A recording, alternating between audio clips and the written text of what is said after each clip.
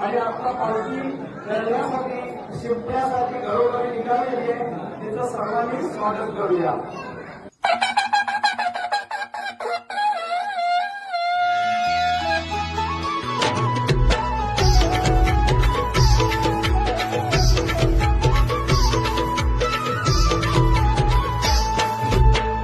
ढोल वाजला शिमग्याचा आई तुझ्या मंदिरी, ढोल वाजला शिमग्याचा आई तुझ्या मंदिरी.